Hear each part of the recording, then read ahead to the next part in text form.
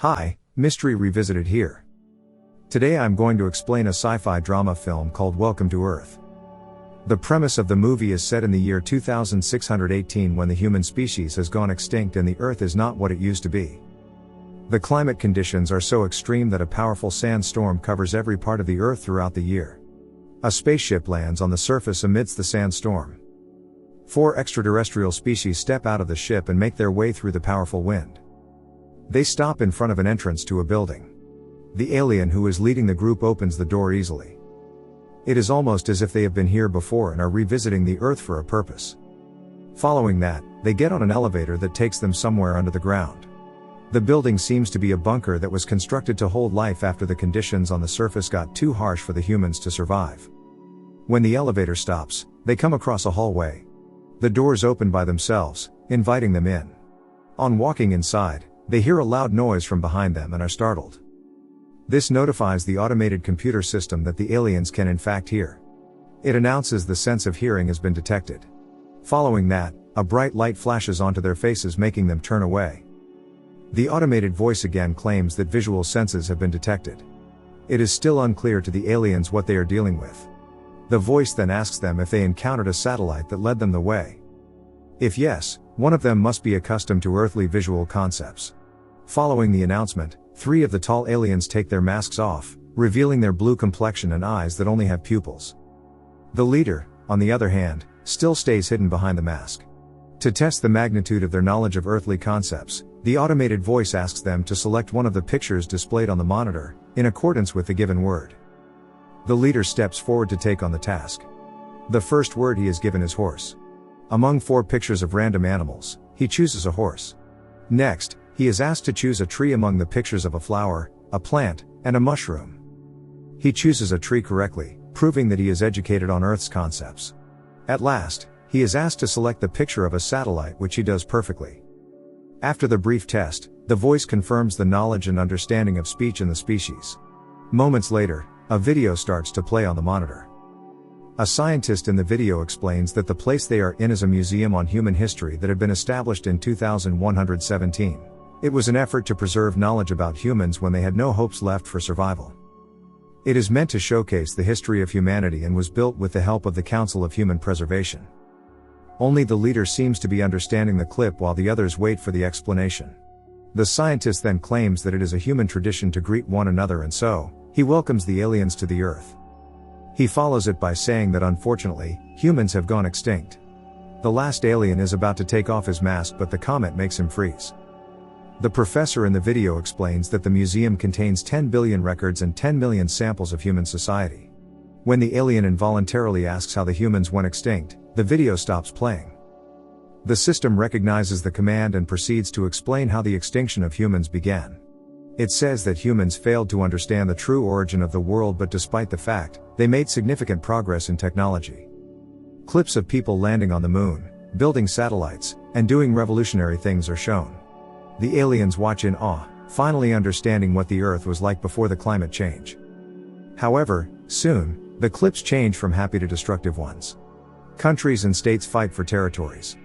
The aliens realize that humans took too much from nature to the point that nature couldn't save them anymore.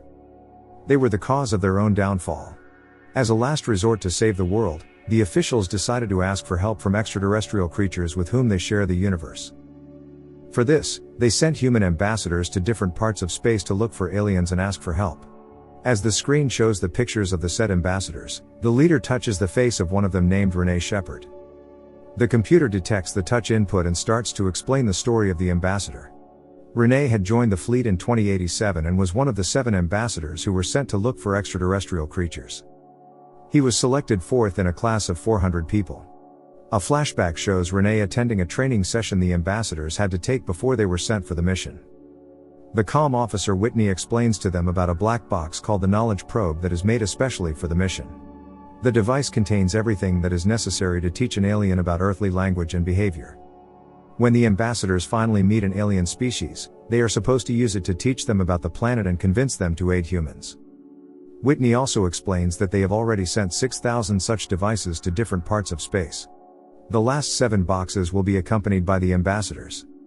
Right before they are sent off for the mission, Representative Alice tells them that this might be the most important mission for humankind and expresses gratitude towards all the ambassadors who are willing to risk their lives for the people. At the end of the convention, they swear to find extraterrestrial help or die trying to do so. The ambassadors, including Rene, are let to meet their families for the last time. His father asks him to send a postcard from space, to which he jokingly says that he will make an alien bring it. His mother, on the other hand, is worried for her son's safety. She asks him to pilot the space pod safely. He kisses his wife and takes a picture with his family, hoping that he will meet them again. The ambassador who takes the picture is his best friend Tess. The ambassadors then finally board the space pods that each of them is supposed to pilot. Rene puts his family's picture on the control panel and gets ready for the initiation of the mission. His wife tells his parents she has a feeling all of this is wrong, but it is too late for Rene to turn back. The pods finally take off and soon enter hyperdrive. Rene experiences some heavy turbulence because of the speed of the pod, but it stops soon when he reaches his first destination. He starts the scans for the first waypoint to check if the area is inhabited by any extraterrestrial beings.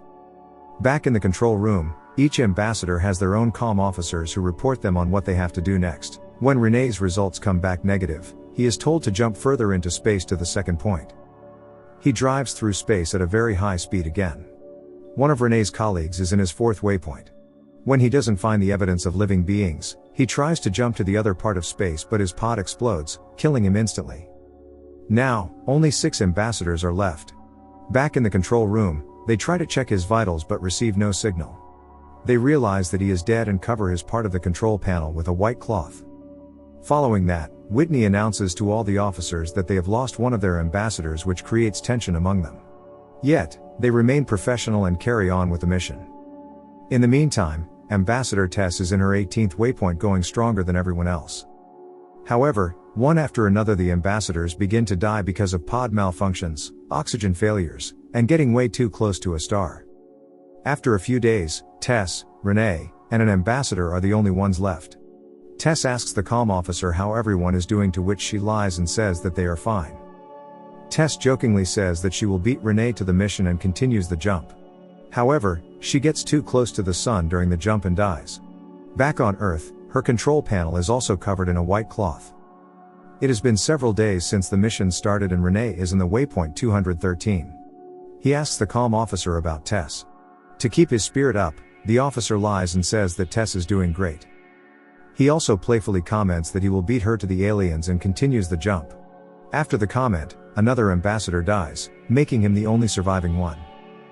On his way to waypoint 214, Rene's pod starts to malfunction. Everyone on Earth who is hoping for his survival is on their feet. The comm officer tries to retrieve data from the pod but fails. Eventually, Rene loses all control of the pod and it crashes on a blue planet that looks awfully like the Earth. Since the pod lands on land with a thick layer of snow on top, Rene has no fatal injuries. However, the temperature of the planet is way lower than his body can handle. His face turns blue with frostbites as he looks at the picture of his family. In the end, even the last ambassador is lost, leaving humanity with no hopes for survival. The cause of death is recorded to be rapid freezing because of a hostile atmosphere. If coincidentally, the planet has an intelligent species living on it, Rene's preserved body still has a 10% chance of revival. The representative Alice tells Whitney that they cannot announce the deaths to the public because then, the people will go into a frenzy. Whitney, who is mourning his soldiers' deaths, harshly claims that the men who died for humanity deserve respect. However, Alice stays put in her decision. Although the public was kept in the dark, they informed the families of the ambassadors of their deaths. A private funeral is held in honor of them. His death marked the end of the alien outreach program. No alien help was found as they had predicted. Back in the bunker, the last alien takes off his mask and reveals that he is actually Rene, the only ambassador who completed the mission successfully and brought alien aid to the Earth. But he is too late. We can predict that he was revived by the blue-skinned aliens who are the inhabitants of the snowy planet. The computer announces that Rene's files contain more than 10,000 messages, 800 pictures, and some video entries left by his loved ones. He asks the computer to show all of them. The movie ends as he watches a video of him hugging his family before his departure. Subscribe for more videos like this, and leave a like to help the channel out. Thank you for watching.